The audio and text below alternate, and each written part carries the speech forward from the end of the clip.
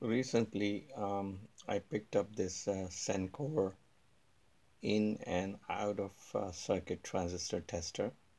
This one also tests FETs, field effect transistors, and the model number is TF-17A. It basically can measure the gain and leakage of the transistors. It came in this, it was kind of fixed in this nice case, and I liked it. I brought it home.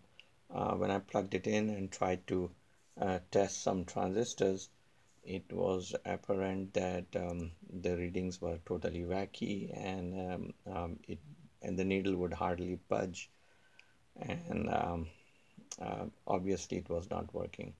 I basically opened it up, and when I checked,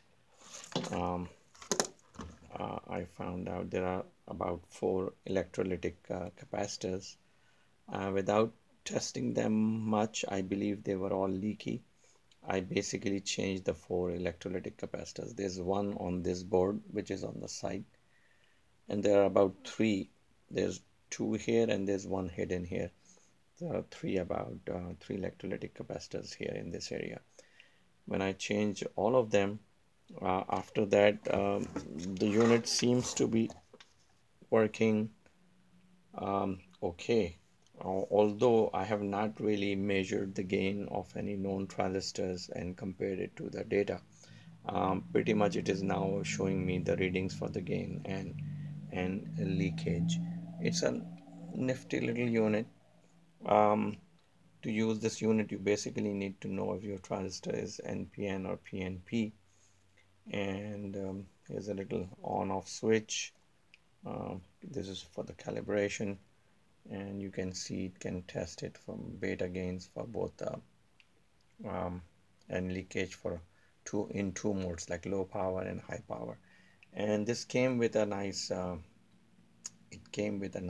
booklet and everything, although it does have a supplementary booklet which shows characteristics and properties of about 7,000 transistors. Unfortunately, that booklet was not there, but that's not a problem. Anybody can basically get transistor properties online, and it's not really a problem. I'm going to put it back in the box, and we'll try to test some more transistors. This was just an unknown one. I would try to really get something known and try to compare how accurate are the readings, or if this unit will need any calibration. I know SENCORE made some really excellent transistor testers like Cricket and Super Cricket later on. The model numbers kind of escape me now, but I know that those were good units.